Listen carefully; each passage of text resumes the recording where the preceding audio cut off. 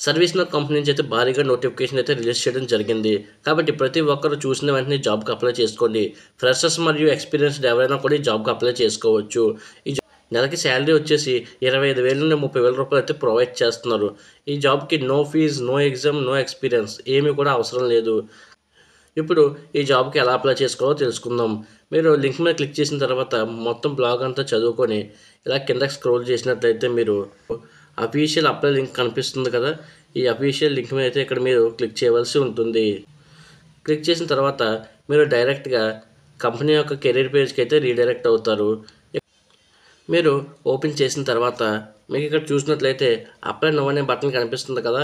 ఈ apply now button మీద అయితే మీరు క్లిక్ చేయవలసి ఉంటుంది. కిందకి స్క్రోల్ చేస్తే పర్సనల్ ఇన్ఫర్మేషన్ ఉంది కదా! ఈ పర్సనల్ ఇన్ఫర్మేషన్‌లో మీ ఫస్ట్ నేమ్, అలాగే లాస్ట్ నేమ్, మీ ఈమెయిల్ ఐడీ, మీ కన్ఫర్మ్ ఈమెయిల్ ఐడీ, మీ సిటీ, మీ పిన్ కోడ్, అలాగే మీ నంబర్ ఇవన్నీ కూడా ఎంటర్ చేసి కిందకి స్క్రోల్ చేయండి. స్క్రోల్ చేసిన తర్వాత ఇక్కడ ఎక్స్పీరియన్స్ అనే ఉంది కదా!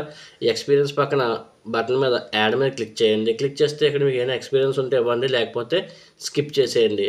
తర్వాత ఎడ్యుకేషన్ అనే ఆప్షన్‌లోకి వస్తారు. ఎడ్యుకేషన్ వంటి ఆప్షన్‌లో లింక్డ్ఇన్, ఫేస్‌బుక్, వెబ్‌సైట్ వంటివి ఏమైనా ఉంటే మీరు ఇక్కడ అప్లోడ్ చేసుకోండి.